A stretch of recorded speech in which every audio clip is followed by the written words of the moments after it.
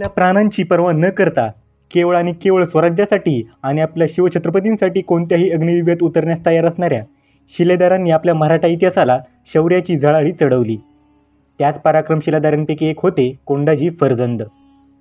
अवघ्या 60 मावळ्यांच्या सोबतीने त्यांनी महाराजांचा लाडका आणि स्वराज्याची शान असणारा पन्हाळा किल्ला ताब्यात घेतला आणि पुन्हा एकदा स्वराज्याला समर्पित केला. अशाच या शूर योद्ध्याविषयी आज आपण माहिती जाणून घेणार आहोत. घोडेस्वार दौडत किल्ल्यावर आला. आलेला स्वार पायउतार होऊन राजांना मुजरा करून म्हणाला, राजे, साल्हेरच्या किल्ल्यावर फत्ते झाली, पण सूर्यराव पडले. राजे आनंदी झाले तेवढेच दुःखी झाले. साल्हेर किल्ला मिळाल्याचा आनंद होता, तर पुन्हा एक मावळा गमावल्याचे दुःख राजांच्या चेहऱ्यावर होते. पण स्वराज्य आणायचं तर असे बलिदान होतातच, म्हणून राजांनी तोफखान्याला वर्दी दिली. किल्ल्यावर साखर वाटली व आनंद साजरा केला. तोफखान्याला वर्दी दिली. राजे पुढच्या मोहिमा ठरवायला बसले होते. सोबत अण्णाजी दत्तो, मोत्याजी केळकर, कोंडाजी फर्जंद सोबत बसले होते. राजे बोलू लागले. अनेक दुर्ग व मुलूक परत स्वराज्याला मिळाले, पण एक सल अजूनही मनात तशीच आहे, अगदी आजही.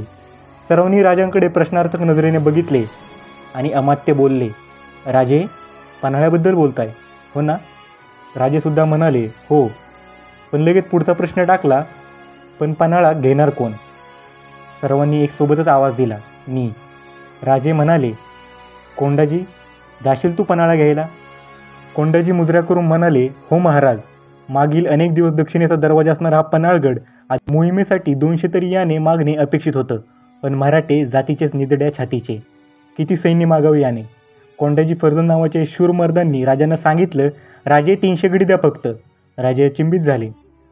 कोंडाजी, फक्त 300 पुरतील? कोंडाजी म्हणाले, राजे 60च पुरेत, पण अगदी मोजकेच नको म्हणून 300 सांगितले. कोंडाजींनी राजांना मुजरा केला व पाताडला पागा तयार होती तिकडे जायला निघाले. राजांनी त्यांना वापस बोलवले. ते लगेच वळले. जी राजे, बोलावलंत? राजांनी आपलं कडं काढून कोंडाजींना दिलं. कोंडाजी खुश झाले. येसाजी म्हणाले, राजे, मोहिमेच्या आधी इनाम? राजे शांत झाले व कोंडाजींना आज्ञा दिली. अवघे 300 स्वार घेऊन स्वारी राजपूरला गेली व किल्ल्याचे तपशील मिळवायला सुरुवात केली.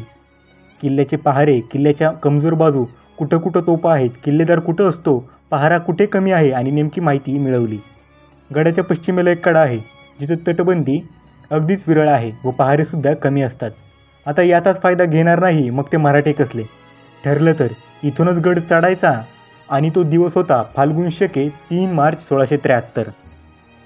कोंडाजी 300 जण घेऊन पश्चिम बाजूला असणाऱ्या कड्याजवळच्या जंगलात फक्त 4 कोसावर येऊन ठेपले. अण्णाजी दत्तो यांनी सांगितलं, पंत, आपण इथंच थांबा. मी 60 जण घेऊन पुढे जातो आणि गड घेतो. गड घेऊन इशारत झाली की मगच गडावर या. पंत 240 स्वार घेऊन तिथंच थांबले. कोंडाजी निघाले. त्यांनी सैन्यांसोबत अनेक करणे दिली होती. तो नियोजनाचा भाग होता. गडाखाली गेले. दोर लावून सपसप गड चढून वर गेले. अंधार इतका होता की डोळ्यात बोट घातलं तरी काही दिसू नये. अशा अंधारात तलवारी काढून सर्व मराठे किल्ल्यावर पसरले. पूर्वेला किल्लेदाराच्या महालाकडे हल्ला करायचं असं ठरवलं होतं. इशारत झाली आणि अचानक जोरजोरात मराठ्यांचे रणघोष सुरू झाले. घोषणा, आरडाओरडा, सगळ्यांनी एकदाच आवाज धरला. किल्ल्यावर एकच गोंधळ उडाला. निळोजी सबनीस म्हणून किल्ल्यावर होता. त्याला वाटलं इतके करणे वाजत आहेत म्हणजे शत्रुसैन्य खूप आहे. तो ओरडत पळू लागला. सोबत अनेकांना सांगू लागला, सैन्य खूप आहे, जीव वाचवा, पळा, गनिम संख्येने फार आहे. हे ऐकून अजून 400-500 लोक पळू लागले. एवढे वजा जातील देखील किल्ल्यावर 1200 माणसे बाकी होती. ती मराठ्यांच्या हल्ल्याला तोंड देत होती. मराठेसुद्धा तितक्याच जोशाने लढत होते. आता हळूहळू किल्ल्यावर मशाली पेटल्या होत्या, म्हणून किल्लेदारसुद्धा तलवार घेऊन मैदानात उतरला होता. नेमका कोंडाजींसमोर आला. कोंडाजींचा एक घाव मानेवर लागला आणि मुंडकं उडालं. किल्लेदार पडला. सगळ्या सैन्यात वाऱ्यासारखी बातमी गेली की किल्लेदार पडला. मग काय, सगळे सैन्य कच खाऊन पळू लागले. बघता बघता किल्ला घेतला. पूर्वी ज्या किल्ल्यावर माघार घ्यावी लागली होती तो किल्ला अवघ्या 60 मावळ्यांनी आपल्या ताब्यात घेतला होता. गडावर भगवे निशाण मध्यरात्रीच लागले. तोफांनी बत्त्या दिल्या. त्याने गात धडाडू लागल्या. एक स्वार रायगडी राजांकडे पाठवला. तो किल्ल्यावर गेला. तो दिवस होता चैत्र प्रतिपदा म्हणजेच गुढीपाडवा. राजांना बातमी कळाली आणि मग काय विचारता, राजे भारावून बोलू लागले, तोफा द्या, साखर वाटा, सरनोबत आपल्या हुजुरातीची तयारी करा.